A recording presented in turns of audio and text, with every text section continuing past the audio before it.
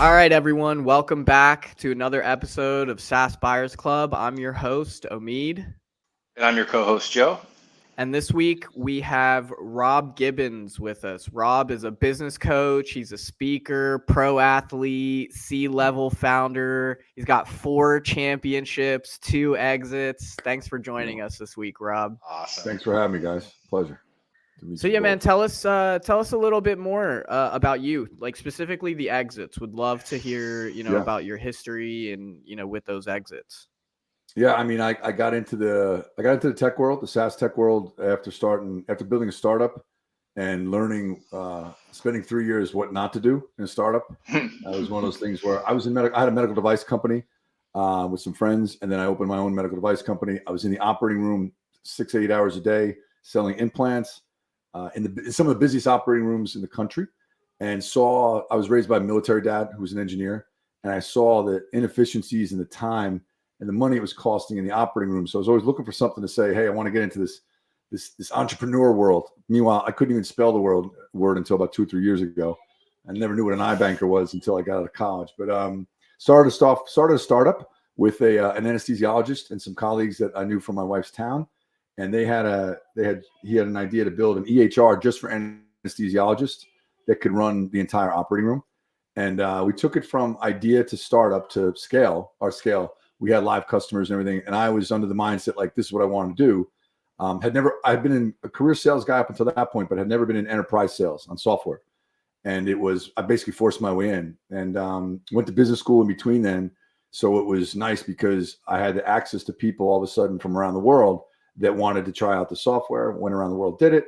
Had made my wife a promise that if it's not a going concern, after 3 years, I would quit and I'd stop and I'd go back to my paying jobs. Because foolishly, like the wannabe entrepreneur I was at the time, I quit all my paying gigs and said, listen, if I'm going to do this, I got to go full speed, kind of burn the boats. Going all in. Oh God, yeah. We've both Omeed and I have done that too. We've been, so you kind of know the scars, right? There's a level of masochism to it that I'm still coming to terms with.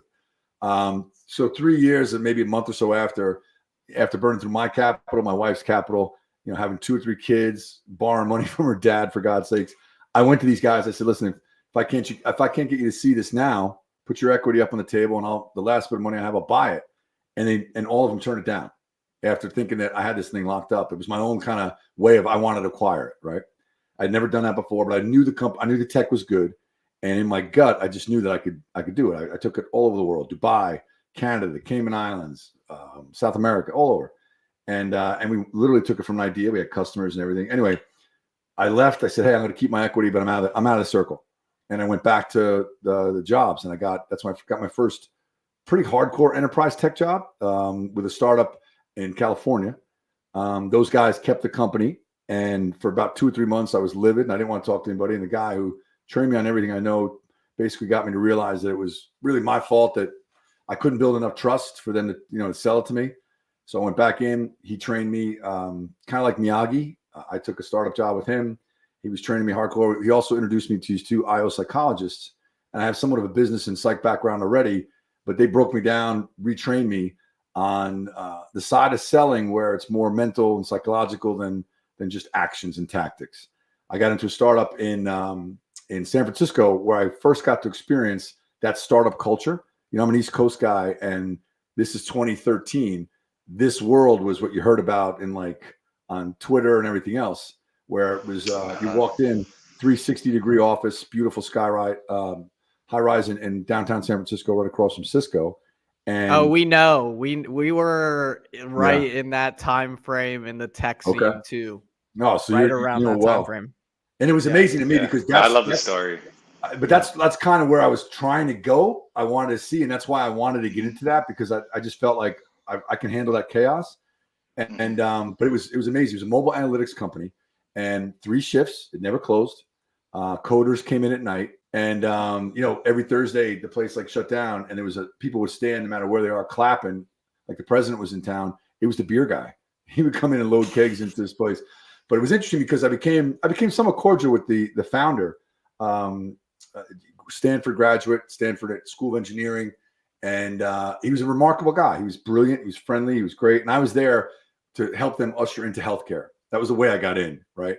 and they wanted to take mobile analytics into healthcare. They had cut their teeth in the gaming industry, and they were amazing at it, right? First-person shooter games. Those were the guys that were really the first sets of data scientists.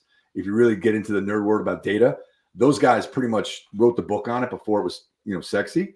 And what they could tell just by you touching an application on a phone was remarkable, to the point where after day 4 and day 11, they could predict with pretty good certainty your behavior if you continue to use the app. And anyway, long story short, became friends with him, was there a lot. And then literally my best friend and I, who was an enterprise sales guy to get them into finance, also from out here in New York, we had breakfast with him that morning. And then that afternoon, one of the venture capital guys called all hands, standing all hands in the middle of our, the powwow area. And they went on to sack the CEO, take over the company. And within, a couple months, it was sold to another company. Now, none of us had equity that had vested yet, excuse me. But it was such a lesson in the short time I was there. I mean, about less than a year, around a year. Because I was out there 10 days every month. I was building this thing with them. They were showing us how they wanted to infiltrate these markets. They had conquered, gaming and everything else. But it literally, the VC is just like, yeah, we're going to change the direction. So we're like, oh, we're going to rename the company. And they said, Jeff's no longer going to be the CEO, and he's going to step aside, and I'm going to take over. And I was like, okay. And that kind of clicked. I was like, I'm like, wow, this is really what everyone talks about. This is what they say it is, right? Because that's that New York. That's the New York part coming into San Francisco, right there. I guess so, because that was my side, but these are Cali guys, right? Like the guy who I get it. No, I get it. Yeah. But the guy who announced what they were doing, he was I forget his name, but he was half the size of me. And he addressed the crowd. He had a relaxed pair of jeans on, a Hawaiian shirt, and he was in flops. And then he just outlined the complete trajectory change in the company, like it was changing a shirt. And I was like, wow, this is amazing to me. From there, I got the bug. I was fascinated with the whole thing. And where I realized my sweet spot was, with the training I had got to get there, was better suited to train others. So when I was out there, I was an enterprise rep, head of enterprise sales for them. But where I ended up really cutting my teeth was that I was staying out there for 10 days. New reps would come in and we'd start talking. And the next thing I know, I'm coaching the room at the whiteboard on how to read, body language, how to break down communication, how to build trust on short timelines. And I found it fun, and I had a complete charge about it. Next thing I know, these guys were implementing this and it was working. Left that company. And then that was the first version of an exit. Went to a few others in between, and then became the next company I went to, which is a great story about kind of what not to do. It was synthetic monitoring, which at the time was very sexy, about 2016, 2017, where you put one of these little cubes behind your firewall, and it sent synthetic traffic to all your applications. And it did it so much that you could predict or see when the application was even dipping a little bit, that it was a potential failure or potential fallout in the system would occur. And we did it. I mean, we were the best at it at the time. So I was brought in as the national sales director. I had 3 teams: one in LA, New York, and Boston. And it was one of the things that was up and to the right. It was going really, really well. I think they had Battery Ventures, Sapphire Ventures was on board. I met a guy that I ended up kind of being a mentor of mine through just osmosis, but he was on the board, a guy by the name of John McMahon, who's one of these guru gods of enterprise sales and running organizations like this. And then Bob Rinaldi and another guy. But I saw how that company could have been a moonshot, and it wasn't for one reason or another. And what showed me how this thing really works is that the reason why it wasn't had so much to do with the psychology, because a lot of it had to do with ego. I mean, that's a company that could have been rocketed, could have been potential unicorn of $1 billion valuation, but ego or people's hard ways or convictions got in the way. And they're still around now, but they're not what they could have been, right? And I still stay in touch with the founder, CEO, and that was another lesson. And from there, I went to a company that was I mentioned to you guys, we were talking before. It was monitoring company, another digital monitoring company that did monitoring on a large scale, but also managed file transfer. And it was a 26-year-old tech company. I was recruited. The chief growth officer at the time had been friends with my COO at the previous company who had recruited me. And he said, listen, I'm trying to get this thing to sale about 58, 60 million in revenue, 24,000 customers, one CEO/founder, and he had decided that it was time he was ready to move. And they had tried twice. Both opportunities had fallen at the goal line, literally at the 11th hour.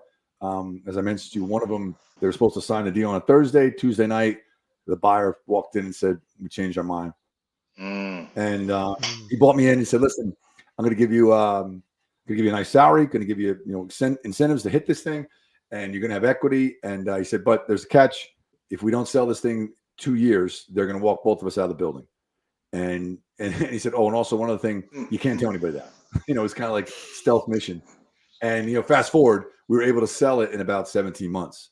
I think the EBITDA, not the EBITDA. The EBITDA was great. We got up to about 35%, but I think we ended up being around a 2 to 2.5, 3x multiplier, which at the time seemed a little low. And I will tell you, part of the belly of what we could probably talk about was how important systems are to make sure that could go, because what I saw, and they brought in a friend of mine who's brilliant at retention, customer success, customer experience.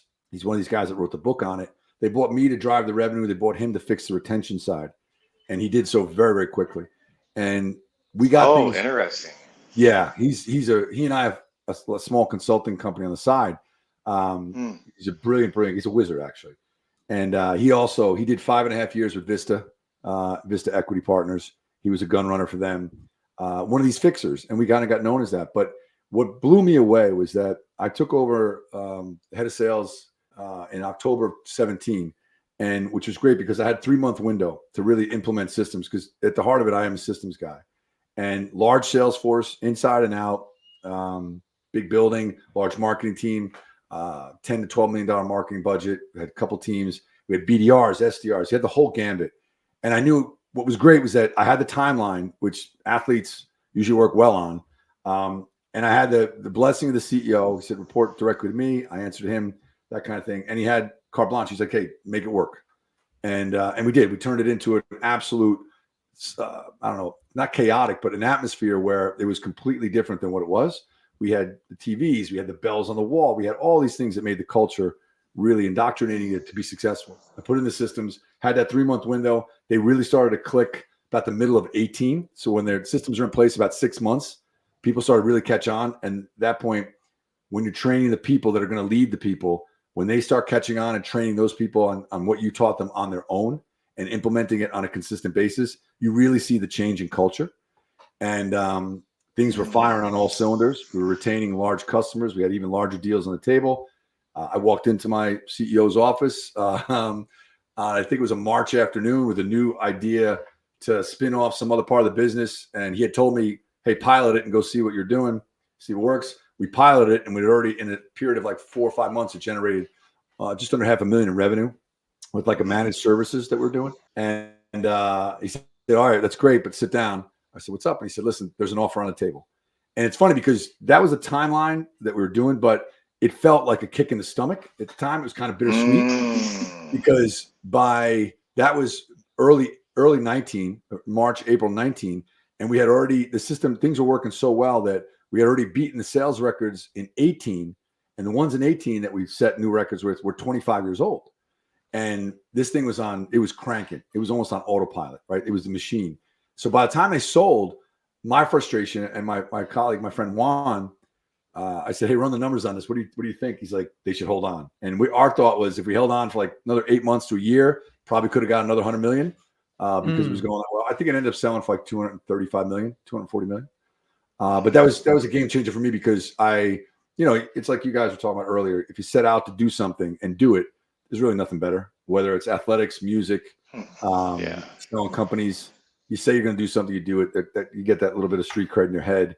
And then the plan had worked. I had coached enough of great people that went on to other jobs that now are managing companies, CROs, VP of sales, VPs of customer success, and had the bug ever since. And I have always enjoyed trying to get back to that space where these short timelines. Now the atmosphere has changed, obviously, because liquidity is changed as well. Cash is much more expensive. But I mean, you tell me, I see it's very different. The SaaS world's been getting gutted for the last 2 years, right? With the amount of people that are being laid off and the way things are changing. But from what I've seen, and maybe you guys give me your take on it, what blows me away is that you still see private equity for top of the list writing real checks to companies that have below 20 to 25 million in ARR, which tells me it is cyclical, that it's on its way back. But again, how long? But that will there's take also to get back. there's more people than ever interested in writing those checks too, which is a weird thing because it's kind of like people found gold lying on the ground in California, 1800s. Yeah. Everybody went there, Sutter Hill or whatever was the, and everybody went there, and that's what the phase we're in right now. Everybody's there. It's interesting when it comes to the checks people are capable and ready to write, but we're also in weird times for other reasons too besides that. Sure. So, but I mean, no, but I actually I'll give the mic back to you with what you're saying, but also I want to vibe more on your story, particularly because you come from this really helpful background of somebody who has been there in selling a business that they've been part of and building, and you have that sales side of experience as opposed to what's very often is an engineer's side, the founder, seller experience. Whereas, you come from that sales side. So I can already tell from talking with you that, you come with that business acumen and that sales acumen that I feel can really provide a lot more detail or different details than interviewing an engineering founder does, because it definitely is different.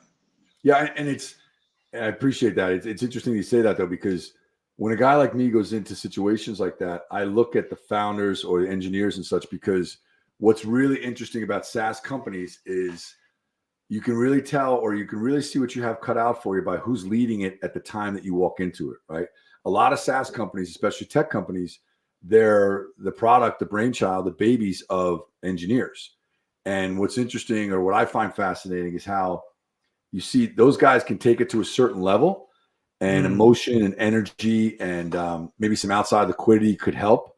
But where I get called in is a pretty interesting space, because those guys, those CEOs, those engineering types, they come to a precipice, I think, where they have to realize, do I have enough about my head to either stay in this and learn from the people around me, or am I going to hard charge and say, no, it's my way. I'm a brilliant man or a woman, and I know how to build this. It was my baby, and these guys got to work for me. The latter part of that equation, I've seen struggle, and I've seen struggle mightily. There's certainly people that do it from idea to unicorn standards. But what I see now with the heavy involvement of private equity and everything else is that they take an early position, decent size, and then right before they put in some more capital, they say, okay, we're going to start replacing our people in these key spots. Because the interesting thing is, those founders, they've got to be very open to asking for help, because I can tell you right away, some situations I go into, if I sit down with a CEO sometimes and they're like, let me tell you how to sell this, I know it's a bad situation already. And I literally walked out of meetings just to say, listen, it's nothing wrong, but God bless you, good luck. But you asked me to come in. I'm the guy who can sell for you. I can coach and train all these people. Because what that's doing to me, it's telling me that from the mindset that they're in, it's that no one's ever going to be They're good not enough. teachable. Right. They're not coachable, and they're not malleable to what this thing is going to take over as. And there's a great book on the founder's dilemma is the way to do it. And listen, I completely understand it. It's like doing something that you put your blood, sweat, tears, time away from your family, and then someone's going to come in who's now written you a check and says, hey, we think we can run it this way. There's that, if you're able to. Well, I mean, it lucky. goes back to what you were saying about ego being, one of the greatest limiters of, the trajectory of a business. And, how many moonshots have been lost to ego? Oh yeah. There's graveyards filled with, listen, I'm a victim. I'm one of I was part of one that is in that graveyard. There's graveyards filled with great tech. Friends of mine used to say, because we make it harder than it is too. Don't get me wrong. But what I've seen recently, or not just recently, last couple of years, is that engineers will start these companies, and they're brilliant people, and they've got ideas. But usually, if you look at the trajectory of these ones that don't pan out or that get stuck, there's a very similar scenario. They have an idea with maybe 2 or 3 colleagues, and they put that idea to action. they carve out this niche audience that could really benefit from this technology. And if you look, their first group of customers, they're usually friends and family. They're buddies that they worked at Google with, they're buddies that worked at their previous 2 companies with, that, you know, they buy it because they all went their separate ways and now they have the means to do that. And then they raise a little capital. And it's very similar. It's also usually friends and family. They put their own money in, whatever. And then it's interesting. Around the time that they get that B round is when they start to realize that, wait a minute, we didn't build the infrastructure, the culture, the systems in place to make this thing really go. And that's usually where I get the call. Don't get me wrong. I'd love to be the guy that gets the phone call to say, hey, come on over. Everyone's crushing it. We just crushed our quarter, blew past our numbers, probably going to IPO in 18 months. Why don't you come over? I never get that call. You know, I don't know if it's by deliberate action. I get the call in the middle of the night on the bat phone. Hey, we just missed the quarter by 18, 20%. The money on the table is now saying they're going to pull out if we don't replace the CEO. Our pipeline is non-existent, that kind of thing. And I'm at a point was now that the call that you, so that was pretty much, so what you're, I mean, the perfect story example of that call was that company where, you know, you were recruited essentially that ended up exiting. They needed to sell in 18 months. What was that company again? Can you remind me what name that the company? Yeah, the name of the company was Ipswich. Ipswich out of Massachusetts. And they were like a file share. Was that the file sharing company? It was managed file. It was managed file transfer and monitoring. Yeah. And digital, you know, and monitoring. There's 2 sides of the business. The managed file transfer was new and it was sexy. They had acquired a company and they had made that product bigger. And it's a great example in that company. I give them a lot of credit. They had a tremendous CEO in Michael Grassi. They had great leadership there. And what you don't see, and what I run into more often than not, and I'd love to hear your guys' take on this, is that I mentioned this when I was filling out some of the bio and the context of what we're going to talk about. What drives me insane is that a lot of large companies now, to stay relevant or to stay in the sphere of you know, making numbers, increasing shareholder value and everything, they'll buy and they'll acquire these great tech companies. And what they'll do for the first year or 2 is they'll open their checkbook, they'll open their Rolodex, and they'll introduce it. And the acquisition looks like it was the best thing they've ever done. Stock price bumps. There's a whole bunch of new guys getting rich at the company that they purchased. They can't believe now the whole customer base they have. And you can almost set your watch to this. We've seen it back in the day with, remember, IBM, CA, and I did a contract. You know, I'm not trying to throw anybody on the bus, but I just went through this whole thing with Cisco. Cisco acquired a company called AppDynamics, and AppDynamics in our world had one of the best sales cultures in technology. Started by John McMahon, but they had absolute just rainmaker sales guys and sales culture. I went over there with a friend of mine, but after year 2.5, 3, Cisco started replacing the AppDynamics leadership with Cisco leadership.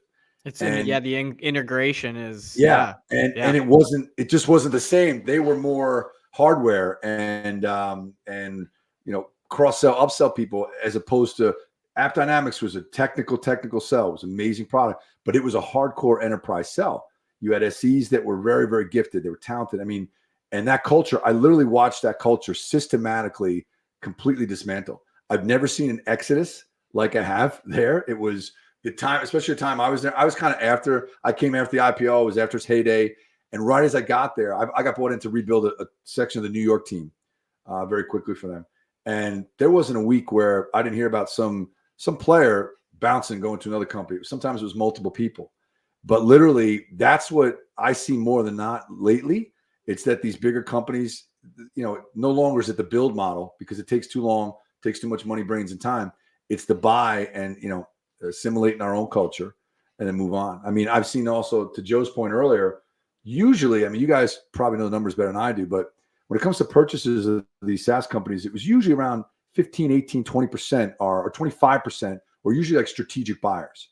And I still see that number fluctuating. I don't know about you guys, but I see an increase in private equity that was already way up at the top. But the strategics have played a bigger role as of lately, I think, too. I don't know, maybe you've seen different, but that's what I've seen. This is awesome, man. Yeah, I love the energy. So, Omeed, I apologize. I'm not much of a talker, so if you need to cut me off. I haven't noticed, man. Yeah. You know, I'm like, all right, let's like, you know, channel this guy because he's like a fire hose. So yeah. Are you a native of Cincinnati? Yeah, actually, I wasn't born here. I came here when I was like 1 year old, but I've pretty much lived here my whole life. Your whole life? Oh, that's awesome. Yeah. One of the most brutal beatdowns I ever took in college was we played Cincinnati at Cincinnati. Halloween game. What year? When they had Danny Fortson, they were number 5 in the country. Was it Higgins? Yeah, Huggins. Yeah. Yeah, Huggins. Oh yeah. They were number 5 in the country. It was an 11 o'clock ESPN game on Halloween. It was, oh my God. My dad and Can you hear me now? Yeah, we can hear you now. Can hear you now. Oh, that's so Were those nice. the days of Kenyon Martin by chance, Rob? Kenyon was right after that. This was right before Kenyon was right after that. Because that was that was my period of time where my dad and I would watch the games. Like we loved Kenyon Martin. Yeah, man. They were they had Danny Fortson, Damon Flint, Art Long. They had 3 guys that went to the first round draft picks. They were number 5 in the country the night we played. So it was going to be a long night. So that's legit. Okay, so sorry about that. But why don't I'll kind of wave my hand for your editing, Omeed. I'll just kind of spit right back into what I was going to say, which was, I think it's so hilarious how you're mentioning this issue of acquisition gone wrong, one could say, but also obviously coincided with, a trend towards just buying. Those are definitely 2 different things. To comment on the first part, it's one of the biggest things that I ever noticed, because as an M&A attorney at big law firms, you have that like general hanging out at the Pentagon experience. You don't have the ground floor in Iraq experience where you're the one dealing with all the tactical issues and the even to take that analogy further, the problems with speaking with people locally and integrating with the local community. It's not something necessarily that may have been envisaged by the initial strategy. And so bring that back over to M&A, it's like, Omeed and I have definitely seen our fair share of fuck ups. Yeah. But at the end of the day, it is also just like you said, something that's like clockwork, and it's kind of embarrassing. So one of my key takeaways, and this might be more helpful than me just spinning up anecdotes, is that whenever we represent a seller and he says, hey, I'm going to stay on, I'm going to be getting more based off of getting milestones later. Right. Or, oh, we have this big plan that in 4 years, which is a hell of a long time away, and you definitely may not be with that company 4 years after the acquisition. Oh, yeah. For an infinite number of reasons. Yeah. Right. Something that you shouldn't necessarily assume you could foresee. Right. And they say, in 4 years, we're going to do this, and then I'll do that. And I'm like, what the hell? What are you talking about? You're like, that's not how you talk about this. Someone hasn't sat this person down and given them the kind of reality check of what this really entails. I remember, exactly. And so, do you guys, is that your kind of role? I mean, are you the ones that do that once the sale is complete? We do that as part of the legal risk advisory, because we have to be able to say to you, you kind of, so there's a big difference between, at a big M&A firm, you'll talk through and give advisory on all these risks, even stuff the client didn't ask for, because that's just part of the practice. If you go to like a general corporate practice that's not a specialist M&A attorney, they would just do the documents for you. Right. And maybe help with some filings, but these aren't the type of things that they're going to call out. Yeah, they're not giving you scenarios. Yeah. Yeah, and that's what you get. Like if you work with any specialist anywhere, you get more of the specialty. And so, kind of pulling back to finish off what I was saying there, and we could vibe back and forth on it, but I do want to give the mic back to you. Is that we sit them down and say, hey, these are the risks that come with any of those terms that you're proposing or negotiating. Yeah. And depending on the situation, a lot of our clients are sophisticated business people, so they like to negotiate for themselves, or maybe first-time buyers, so they want to be in that negotiation seat.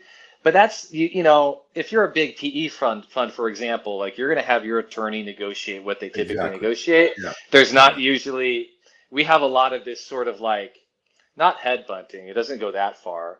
But we like to let our clients negotiate sometimes stuff that we wouldn't typically let them negotiate. We would negotiate it. No. So this is a good example of clients very often bring us the earn-out terms, whereas normally they should discuss with us, and then we negotiate the earn-out terms. The earn-out term, yeah. Right. So that's an example of that. And so, anyways, kind of just rounding it off there. Yeah, I would say, okay, I'll round it off and then add one thing.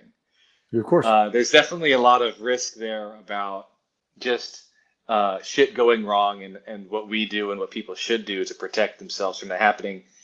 And that ties back to this other thing I'll kind of say very briefly, which is people get too excited.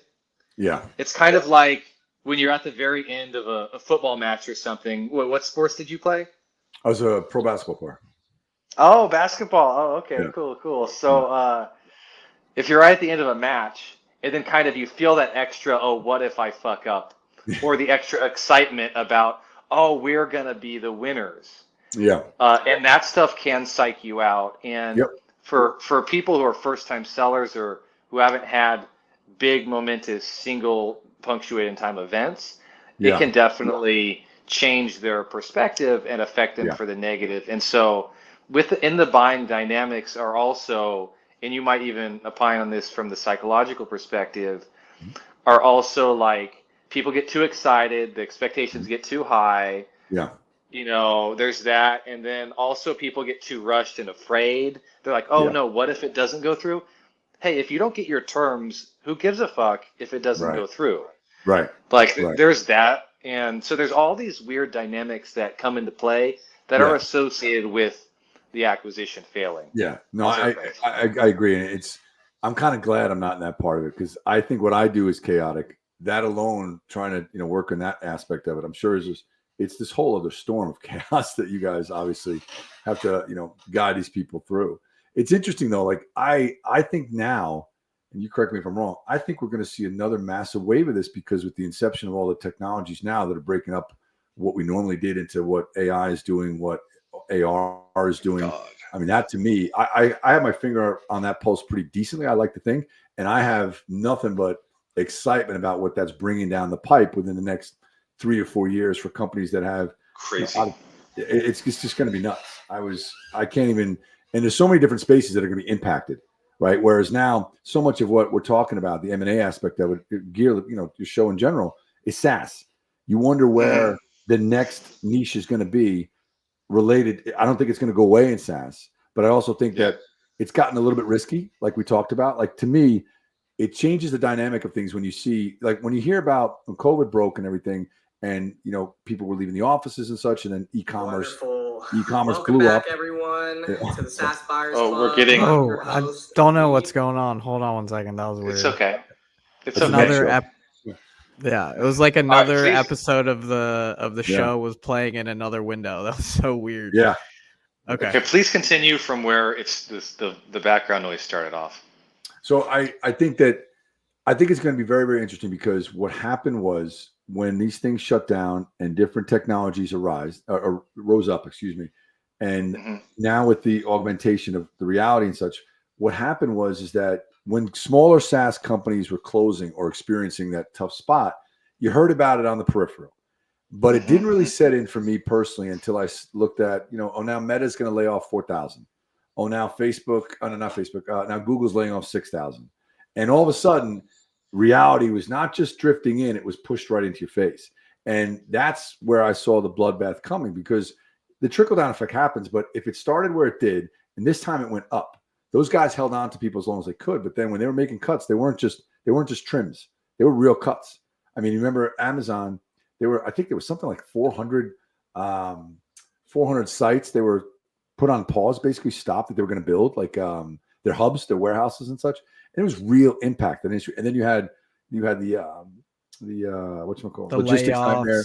Yeah, the layoffs, the logistics nightmare. But now I still hear quite often 2-3 times a week from people that are enterprise sales managers and such that either have to get out looking for work or they got to change jobs or verticals completely because it's become that cutthroat because these companies they're still downsizing.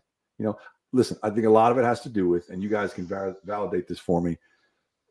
The note got called in, right? These companies had these massive valuations, and what they were doing is they were basically taking in more and more capital, going right out the door, right? And then who was it? I think Carta came along and said, you know what? Now it's probably a better idea if you got enough liquidity for 8 quarters, and the record skipped. right? Because I probably could name on my right hand how many SaaS companies could stay afloat without outside capital on their own revenue for 8 quarters. You know, I mean, I'd be surprised. So, I mean, that's why I think it's going now where it's gonna reinvent itself in the sense that I think we're maybe in a still point now, but it's going to be coming with a wave again. It excites people like me because when there's so much liquidity in the market, people get complacent with bad habits.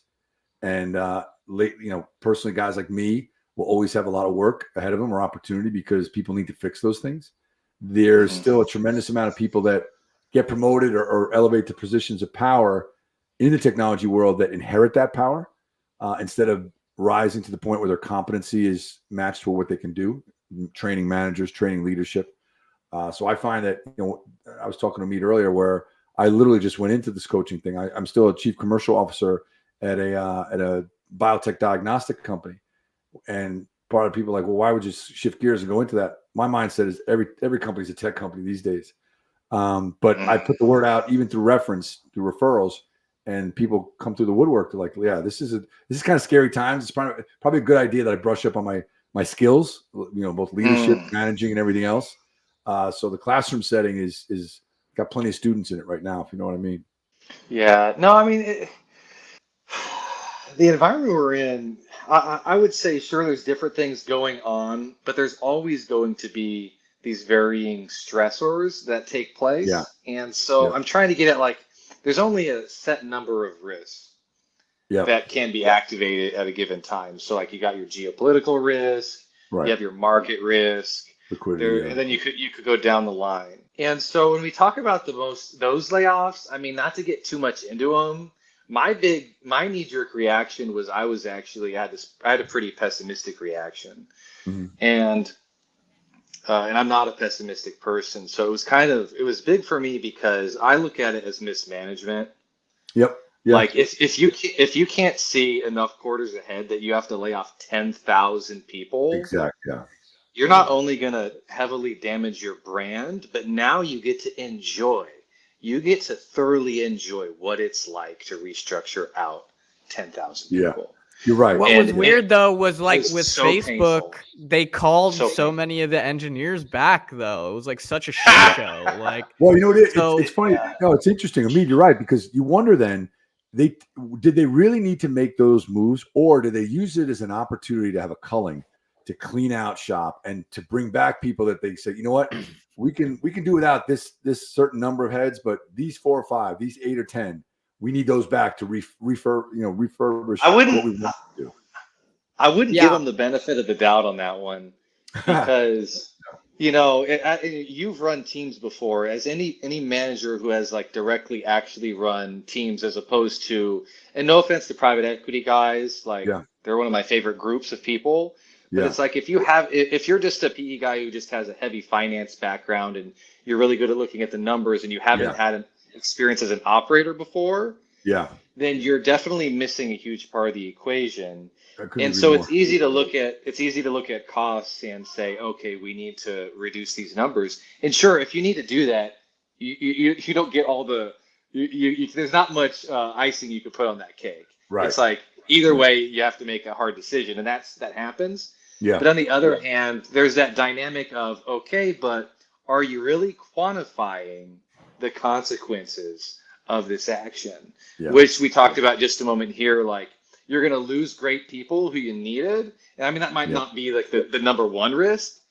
The brand risk and how many people may want to be employed by you in the future may be a big one. The cost of the interruption to your operations is definitely going to be underquantified. That one was for sure, the big hit. Outside of that, like, I don't think it was, it was a reaction to, I think, where they thought the market was headed, and everyone is like, has been screaming recession for such a long period of time, but the economy has stayed, relatively healthy. The real estate market is doing great. The growth of employment is doing great. I just do want to raise this one point because I see you two vibing, and I'm actually going to go in a different direction than both of you guys and say, that I think that the SaaS market currently is on an upward swing.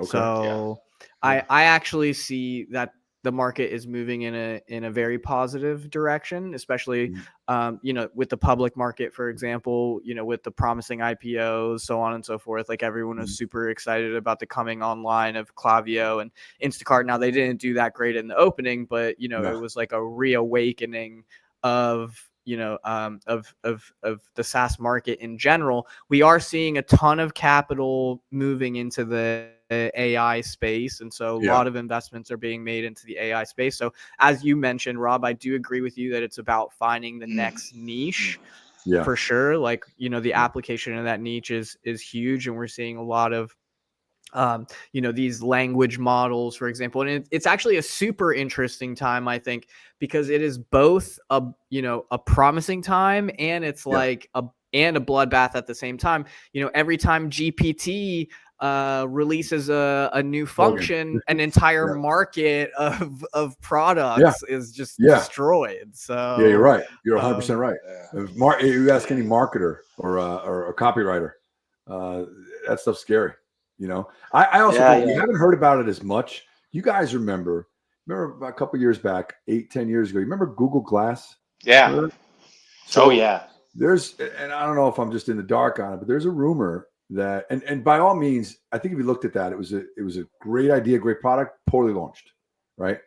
Rumor has it that Apple have been sitting on this, but quietly working on this, and what they're coming out with their version is going to be a complete game changer. It's more towards the AI, the AR and such, where a friend of mine was telling me, first on the sales course, right? You walk into a room and you have these on, and as you're looking at everyone, their LinkedIn profile is hovering above their head, that kind of thing in their details. Oh. Yeah. I went down the rabbit hole a little bit, and there's an Apple is planning on doing that after they launch their upcoming, the Vision Pro, coming out here in January. Is that right? My understanding is that after that, maybe even after one or two iterations of that, they're going to release a more streamlined one that's more outdoor friendly, because the Vision Pro, which they've just recently started showcasing, is bulky. It's not something you take outdoors. It's not. But I'm with you on that as being a direction. And I do appreciate, by the way, Omeed, what you're kind of guiding the conversation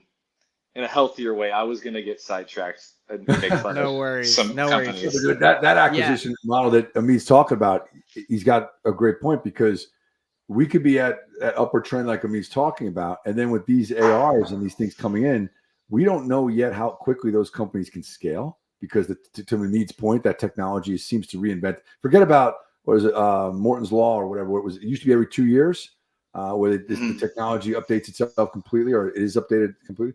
It's half of that, a third of that now, which is amazing. Yeah.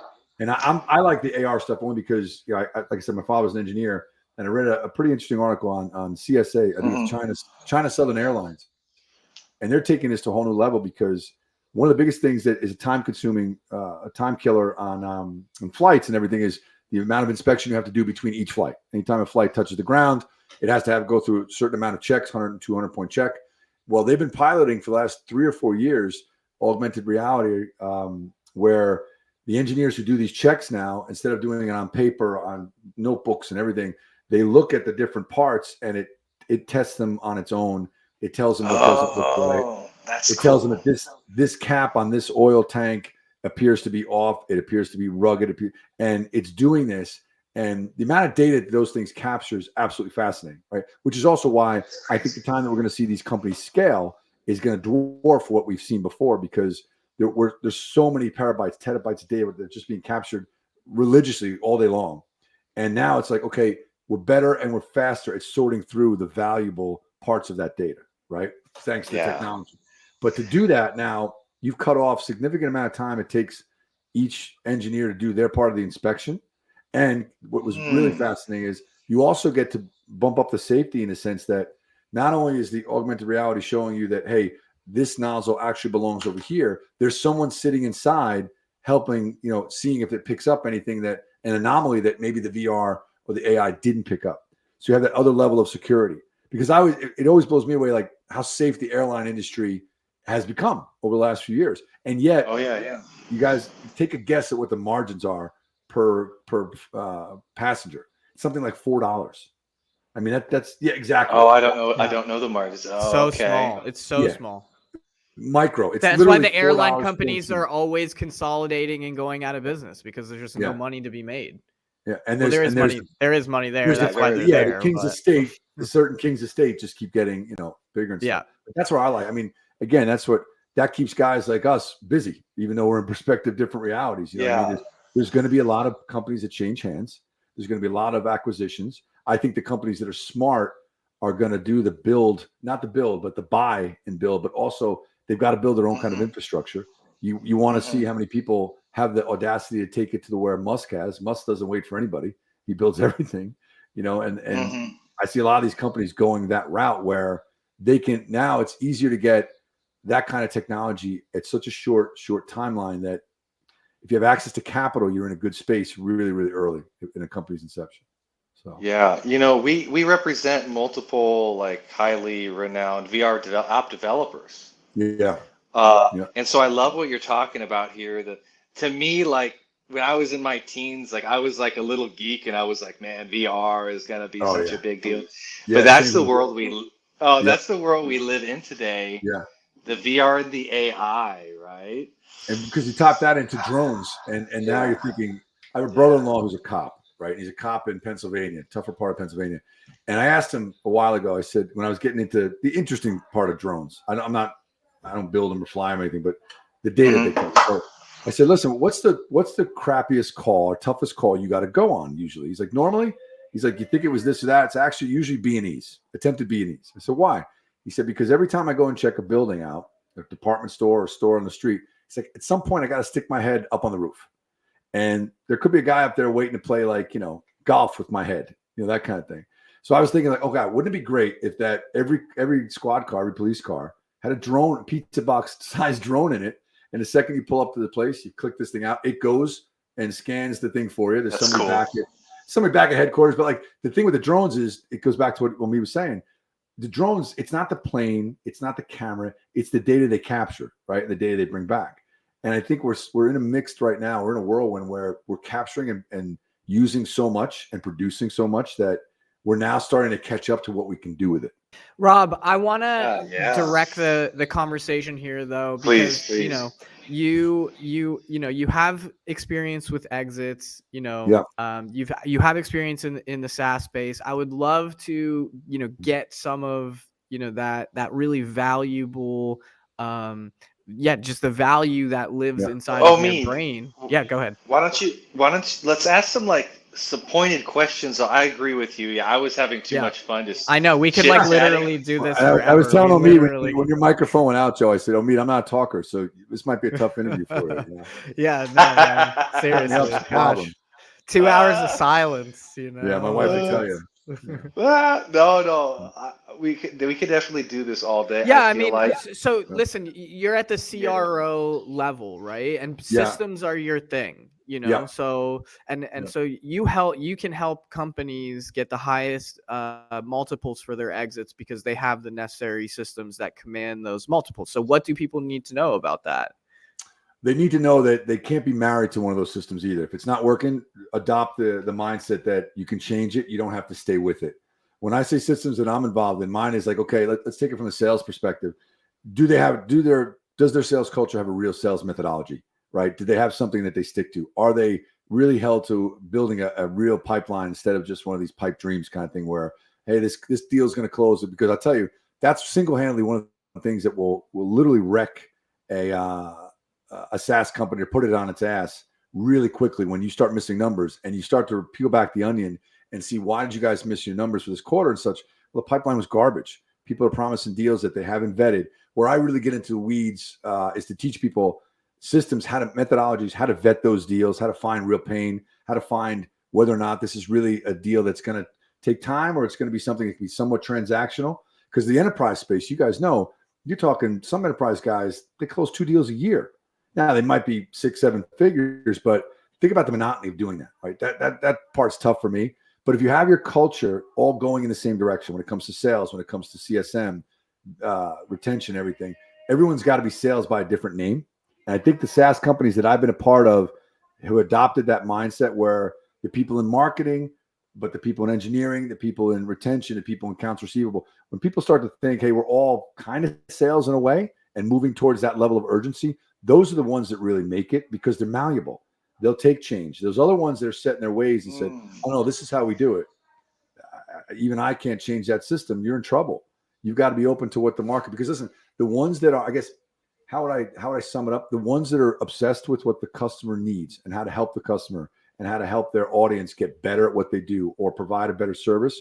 Those are the SaaS companies that last and thrive, as opposed to the ones that say, we've got the best engineering team and this is what the customer needs. So what does that look like? What does that look like for you, Rob? Like I hear that, what's super important is everybody needs to be hungry to serve the customer, even down to like the janitor can recite like what the value prop to the customer is. That's like if you want to go extreme, that's like what I'm hearing. So like what does that look like? What does that look like? How have you like with the file sharing company, for example, like how was that something that you found that you implemented that led to the exit in the 17 months or the 18 months that you were looking for, or what did that look like?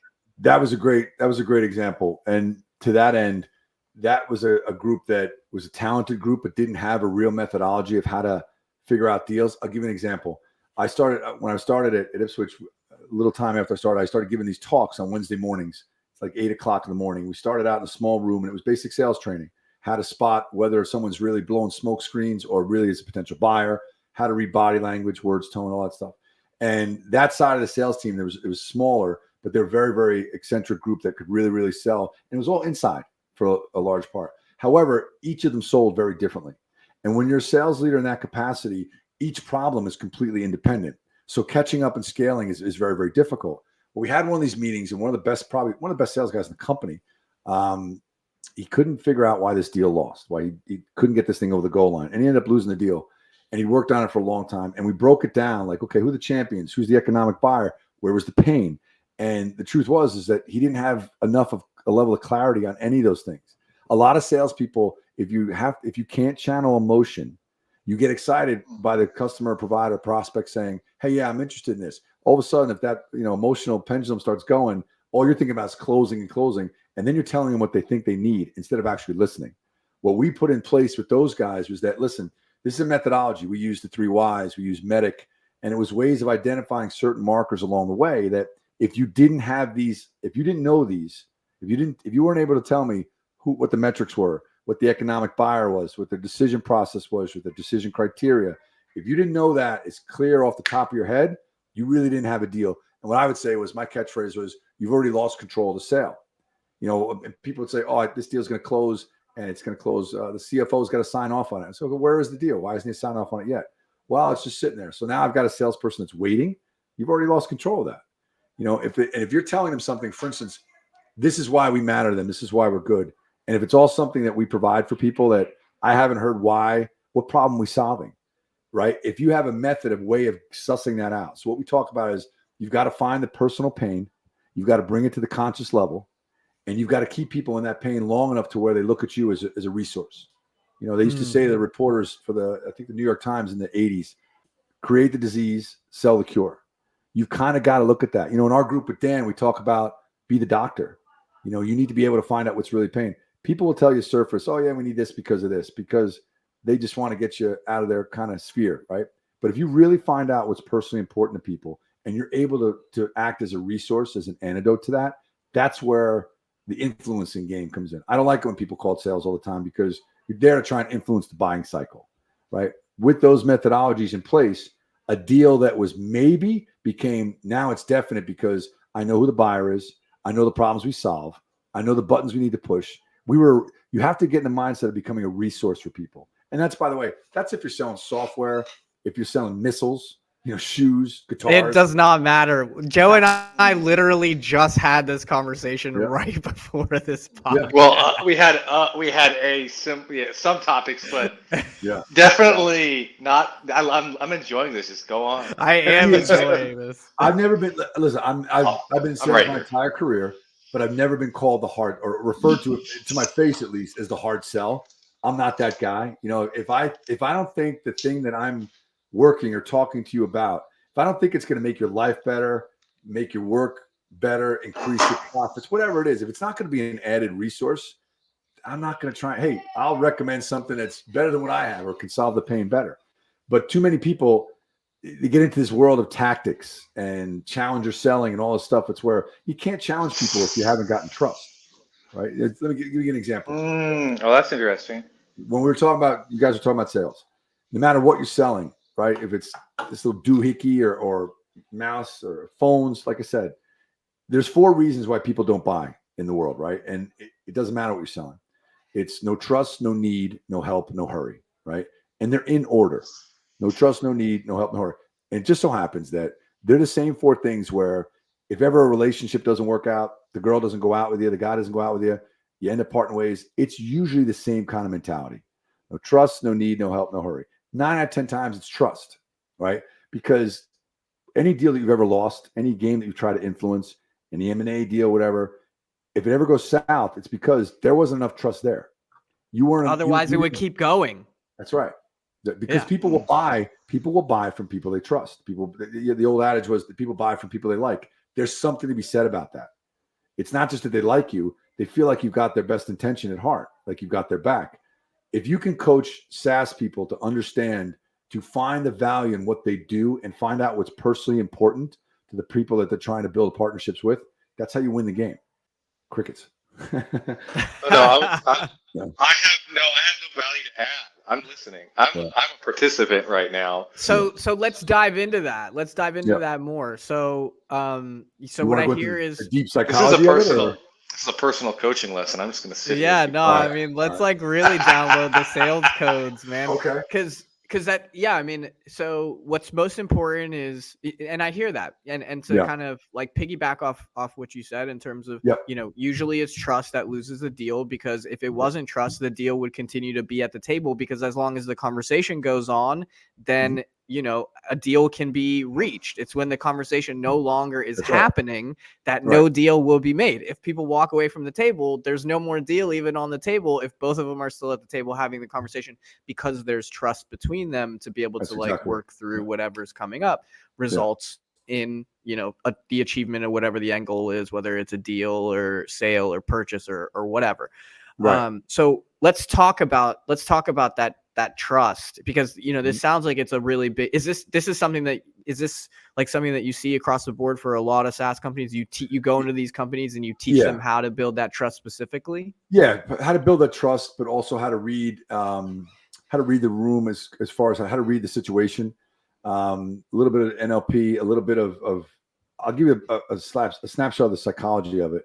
So in building trust, though, there's different ways you can do it, right? And just to go back to your point real quick, when you said about negotiation, which is your guys' expertise, one of the things I learned about negotiation was negotiations really don't start until someone says no, right? And the best negotiations that I've ever been a part of that I thought really set the tone for how they should go is when both people walk away from that negotiation feeling like they've won, right? Instead of, oh, I got this deal, I closed this deal. I want people to walk away from deals thinking like, man, I can't wait to work with these guys. I'm so glad, because then it's just like we talk about when people talk about personal goals and things like that. If the why is big enough, the how will show up, right? So where I take it is when I get deep with teams, I take it back to the psychology stuff, because my background is in such where I focus on self-management. So here's the thing. I was very fortunate to be part of a guy that trained me, a guy by the name of Dirk Gorman, who was not just brilliant at sales and finance, but he understand his superpower was how to teach people to be that way, right? You wanted to be like him. You want to be a Maven sales guy, but he focused on it as a craft and not a tactic. And that clicked with me. And we work with these IO psychologists. They tested us, and there's a thing called the neighborhood style.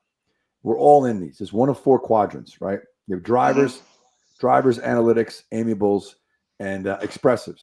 Every human on this planet falls into one of those categories.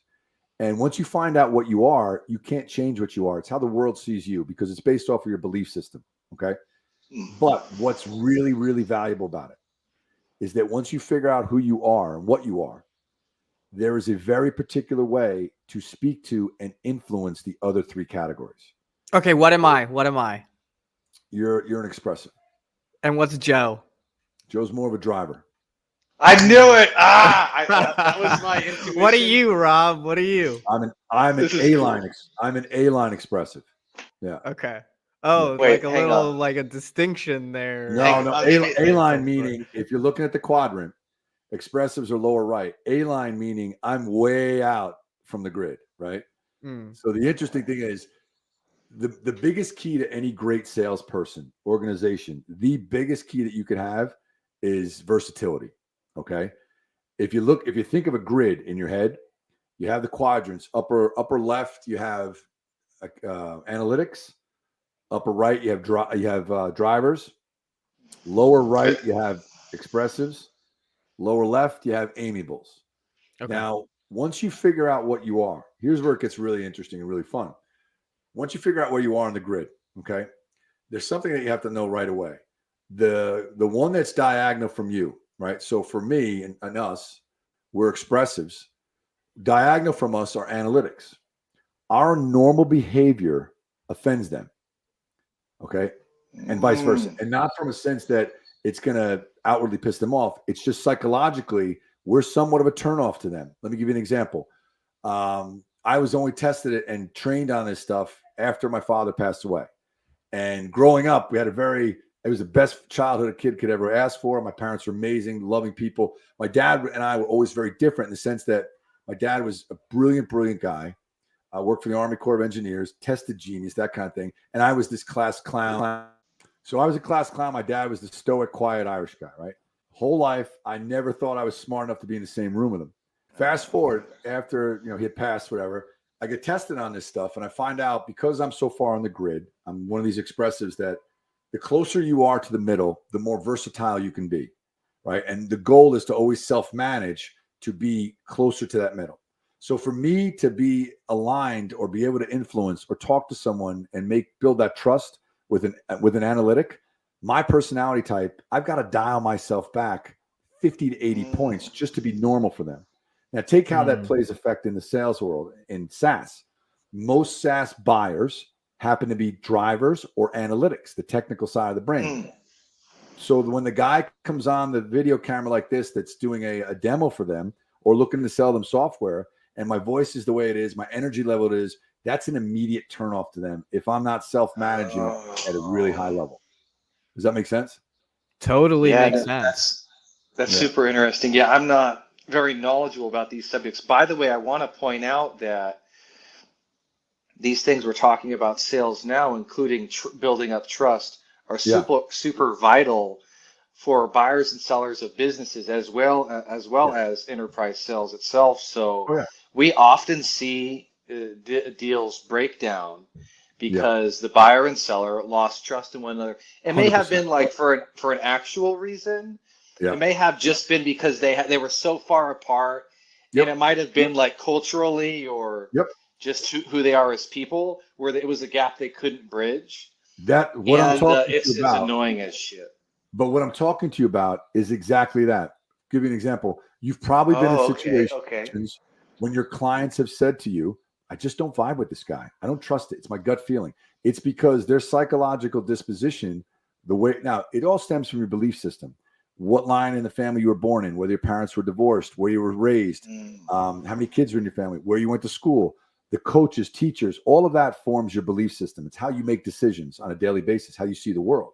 Let me give you an example. You guys are obviously friends. You work together, right? So, Joe, we kind of guessed that, again, some of a summation, but we thought that I mentioned you may be a driver, right? Let me ask you if any of this resonates with you. So if I'm trying to talk to you and when we start talking about a business deal or something, in your head, do you find yourself saying, just get to the point, how do we get this done? I need to fix this. We need to win. Does that make sense? Yeah, and it's like, here are the check boxes. Let's just check Bingo. them off. Right. And let's get through this. And that's the way there is a way it needs to be done. And let's do that. That's exactly right. So you're already doing it, right? So your specialty as a driver is control, right? Your specialty is driver's control. Now, keep in mind though, I don't want to get into the personality discussion where one is better than the other. You don't really have control over. Fine. You don't have control over where you are or where you fall on the grid, right? Because again, it's the outside in profile. It's how the world sees you. But as a driver, your specialty is control. Okay. Your prime motivator, again, specialty is control. Prime motivator is power. Your mini motivator is you want to win. To curry face, if I teach people to work with drivers a lot, The way that I have you build trust with people like yourself or the drivers is to save you time. Because if I'm saving you time, your brain automatically started to assimilate with me, and automatically you're going to start trusting me. So if we were to work together, as the expressive that I am, you call me into your office for something, I'm going to make damn sure all my answers are edited, short, and right to the point. Here's how. Here's why. That's For how drivers, I am, yeah. for drivers, it's almost physically painful for drivers to ask how someone's day is. It's not. This is so true. It's not because you're a mean guy, you're a jerk. It has nothing to do with it.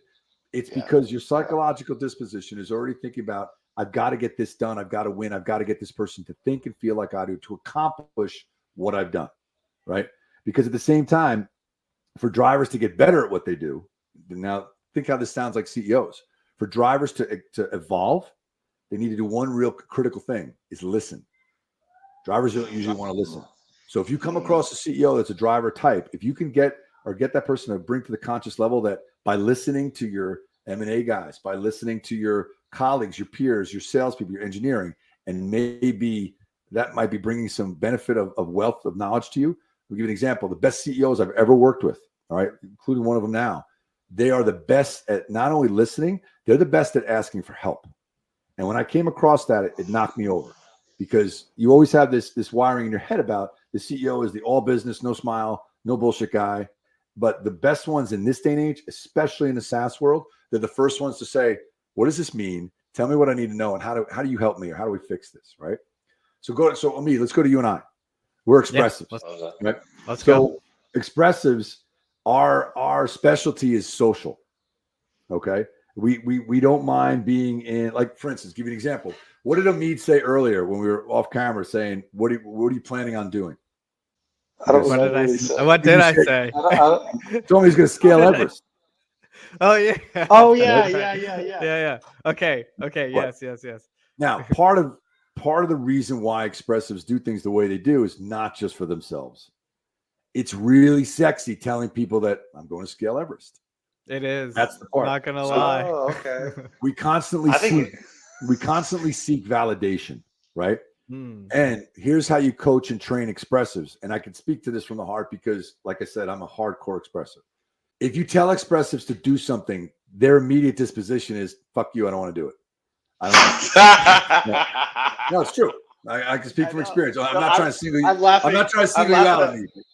I'm laughing at my experience with Omeed because he's definitely like, he'd rather, he's a viber as opposed to like, I'm not trying to get into. You go on. I am curious what you're gonna say though. Man. No, like you don't want to. You're not the guy who wants to dig all the ditches. What I'm trying. Oh to no. And there's nothing bad about this, because expressives, what they can do when controlled, when managed, is exponential. The EP score for expressives, the exponential potential. Enterprise potential, I call it, is off the charts good. Let me give you an example. I'm looking at a driver and I'm looking at expressive. So you two are friends of mine, and I call you both in the middle of the night. I said, Joe, Omeed, come on over. I need a favor. I'm in some trouble. I need a favor. And you guys come over. I live in North Central New Jersey. You guys come over at 2 p.m. I said, listen, I'm in a jam.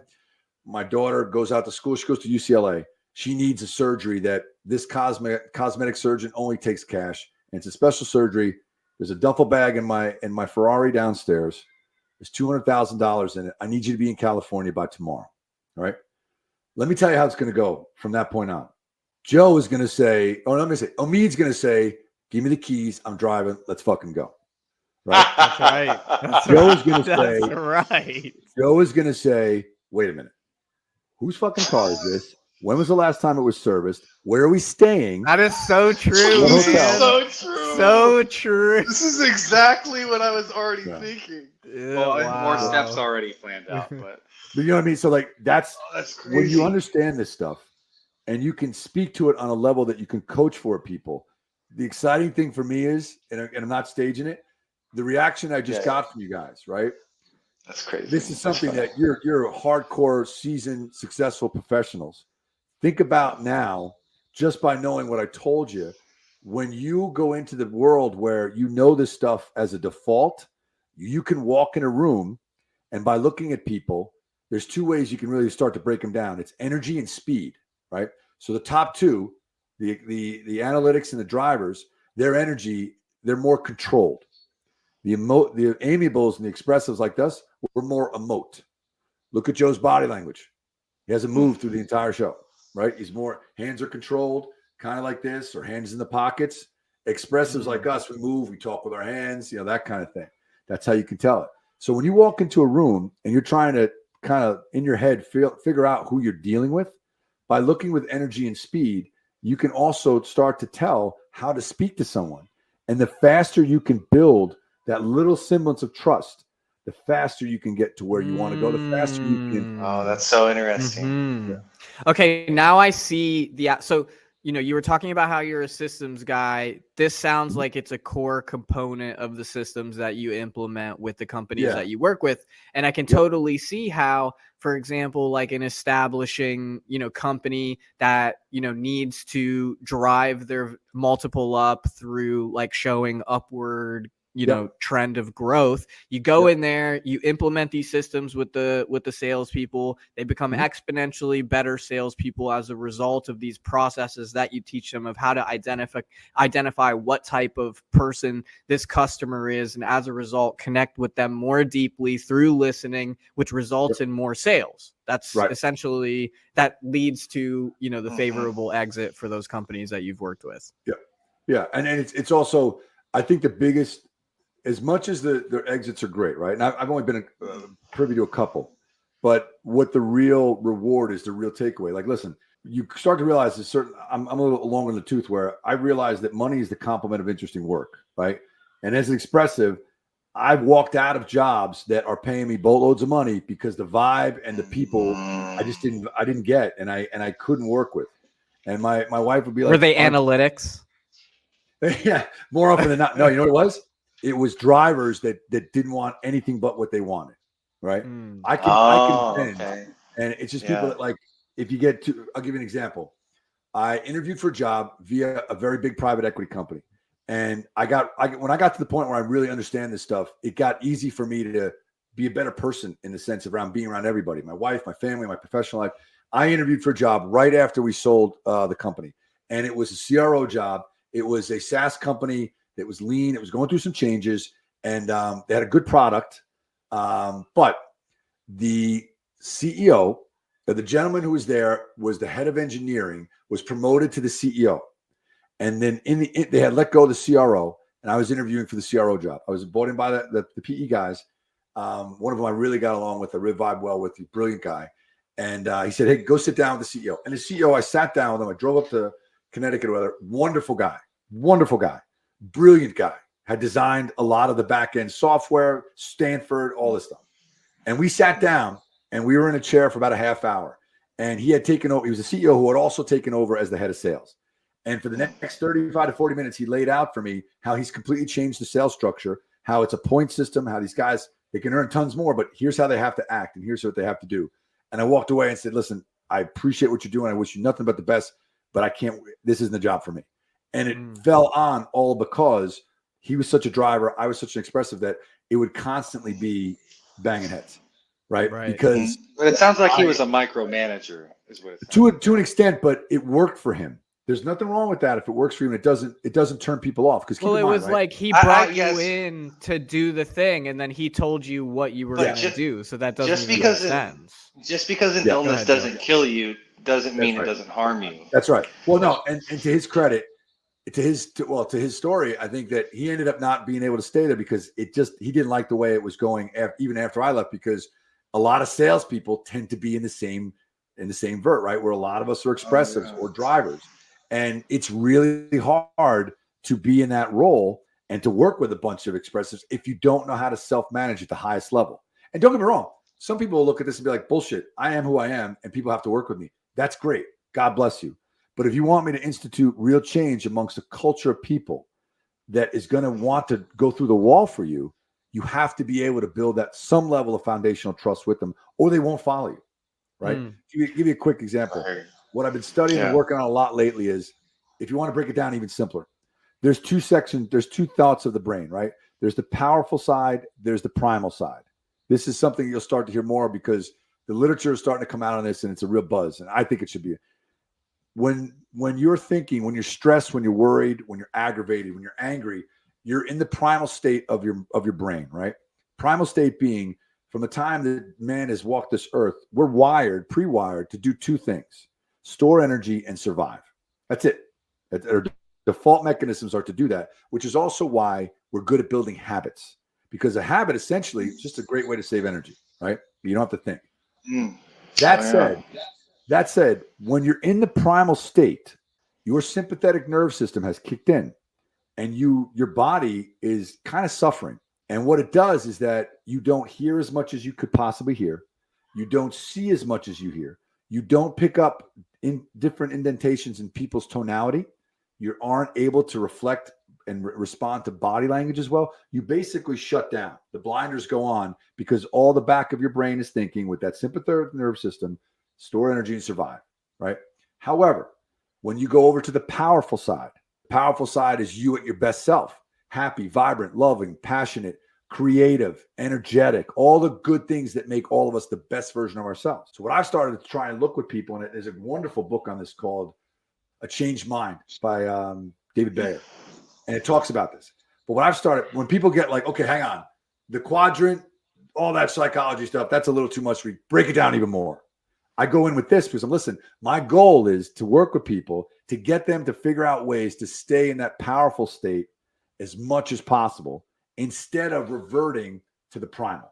So when you go into a deal, when you guys go into a negotiation, you know that if you're going into that thing like, this guy's screwed, we're going to crush this deal, I don't give a shit what they come out with. As long as we get them to sign and we win, that's it. But there's something in the back of your head that knows long-term that's not sustainable, right? Something's going to come back to kick you in the ass, whether it's the deal falling through, whether it's the deal going sideways on the other side. There's not something that should be there that you could avoid, right? However, if you go into the powerful phase, how do I make this better for everybody? How do we win? But how does he win? How does she win? How do we make them walking away with, wow, I just did some massive milestone in my life. I built a company and I sold it. How do I look at the guys that ushered this deal with me and say, you know what? Thank God I put this in the hands of the right people. And God say it, if I ever had the chance to do it again, these two guys are the guys I would call. Does that make sense? Yeah, no, it definitely does. Definitely does. I can't tell now if I scared the hell out of you or you're like, please shut this guy. No, we're both very. I mean, my degree was in philosophy. Yeah. Oh, we're both very introspective people actually, Yep. and we're both very spiritual people.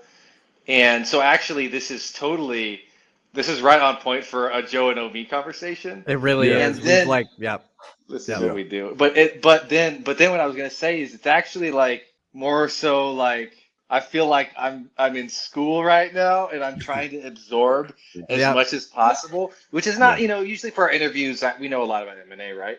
Yeah. But I'm not an expert salesman. I'm not. Never was.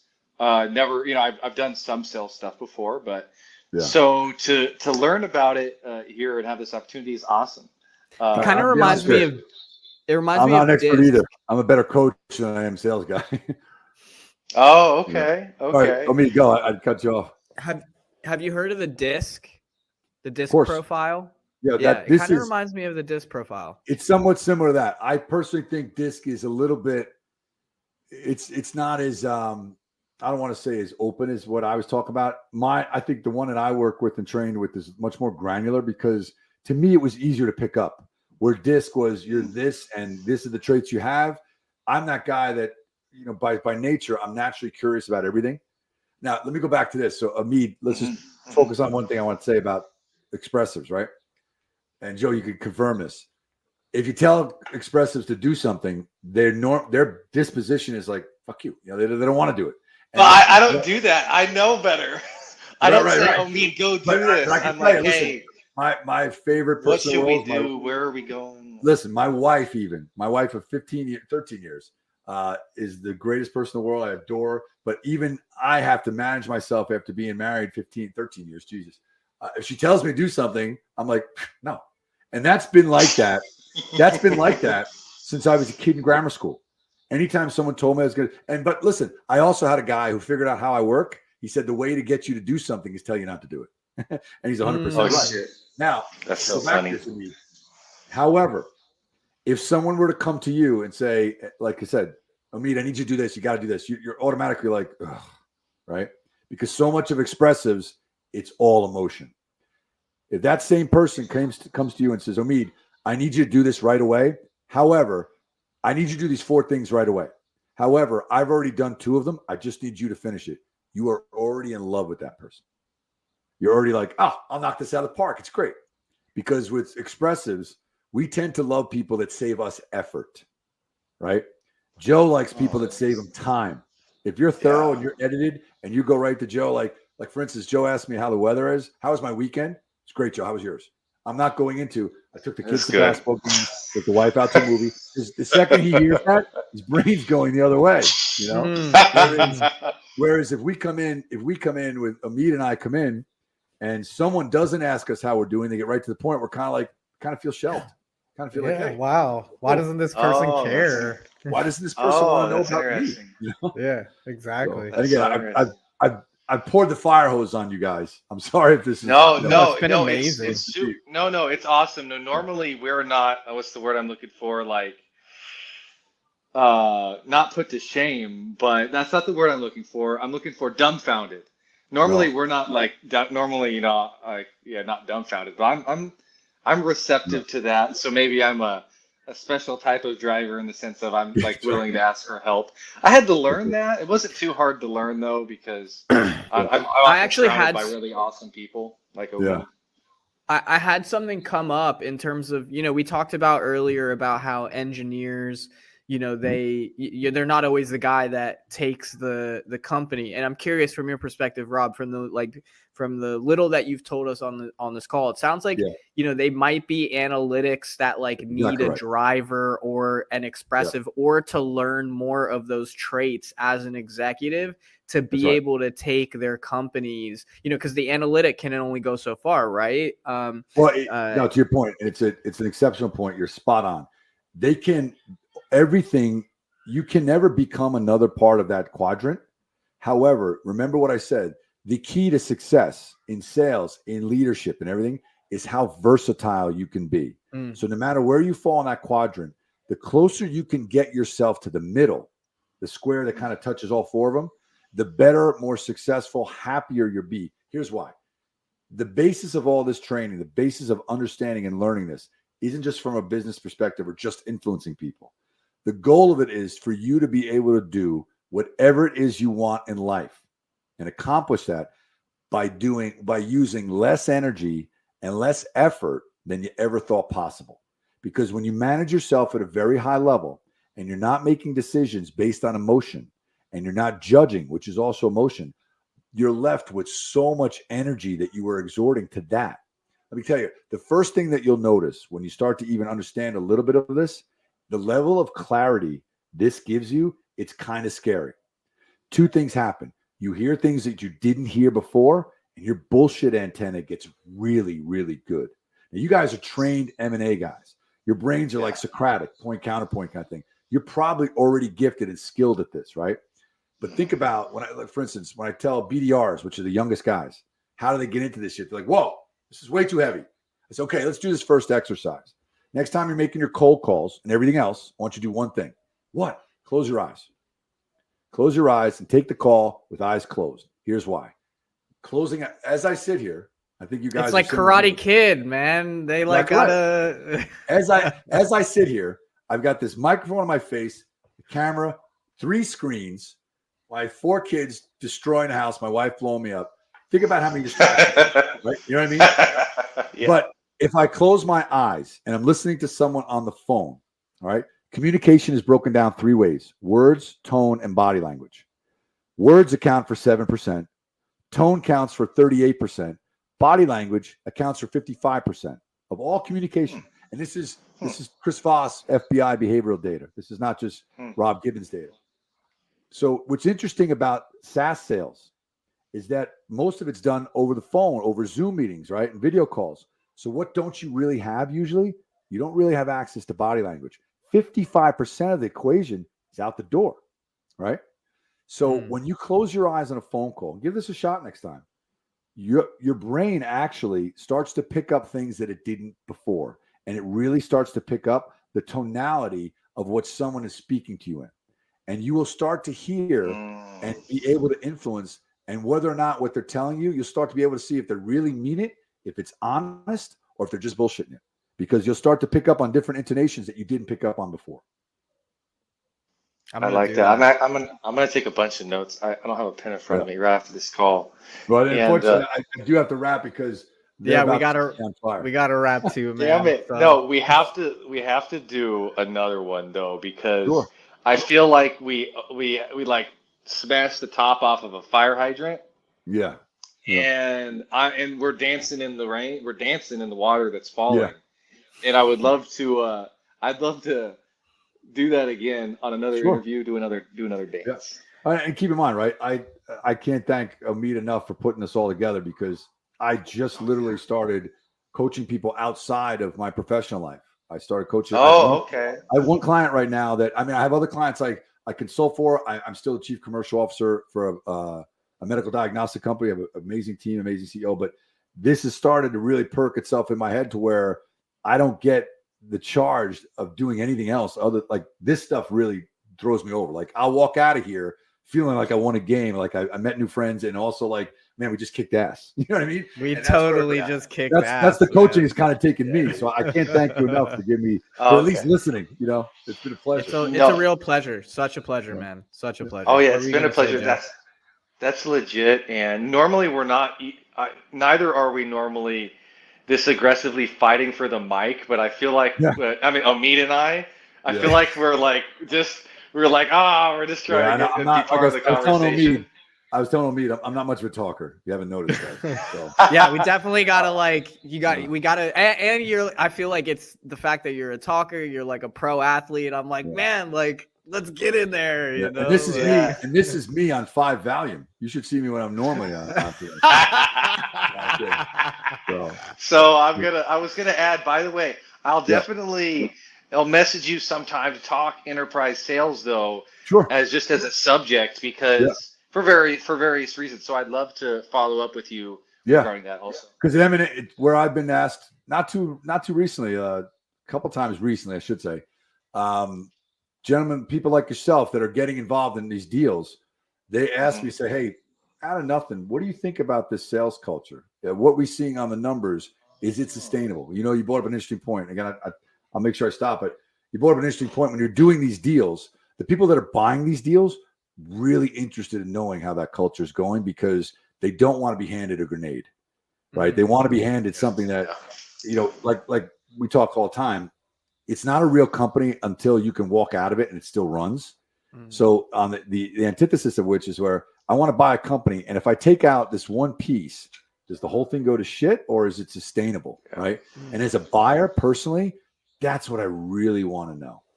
I don't want to hear that there's some magic sauce that the guy who fixed my car, he's the only one. As soon as it gets out of his vicinity, it's a nightmare, right? Companies that's the worst. Same way. Oh yeah, companies are the exact same way. Is there something in place that if we if we keep the same leadership, it'll run for a little while, but if we replace it, it goes to shit? That's a bad buy. So you're starting to see, like, what you guys do is you do the legal aspect of it, but people that buy these companies, they're like, hey man, can you take a look at this? I'll give you a 3-month retainer. Let me know if their culture is actually sustainable, or if it's just a bunch of high-running, high-gun sales guys that are paid high money because they got a good Rolodex. That's kind of a red flag. Yeah, that was great.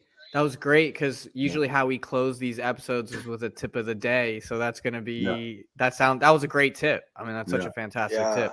The tip of the day is, if you are going to climb Everest, be damn careful and getting that. And key man insurance, and get some key man insurance. That's right. Exactly right. Fuck. All right, guys. All right. It's been an absolute pleasure. Thank you so much for having me. Yeah, we gotta keep you on the line because we gotta download the local recording. Leave the website open. Yeah, just leave it open on the table. Yeah, you can push mute and turn off the video if you want. I was gonna say, I married into a very litigious family, but when I do come across skilled lawyers like yourself, if you hear me beating any children, that's not me. Wow. All right. That's hilarious. Nah, dude. Thanks, So, Rob. damn, it was a big pleasure. I'm looking Yeah. forward to talking to you again Yeah, soon. text, Let's. these guys, definitely do it. I never had any social media. Like I said, I'm 48 and I've never had the Facebook. I've had the same 5 friends since I was a kid. But when I got with Omeed and the guys in Dan's group, I did get an Instagram account. Now I'm fascinated with it, right?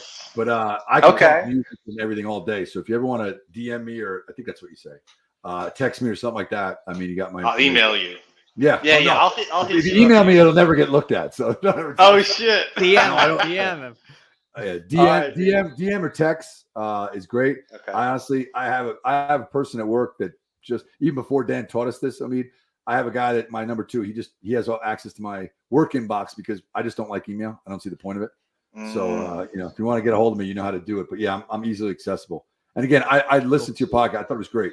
I listened to a couple episodes and I learned a lot, even in the short time that I was, listening to it. But this has been awesome. Thanks, Rob. All right. Appreciate it, man. It was glad to have you.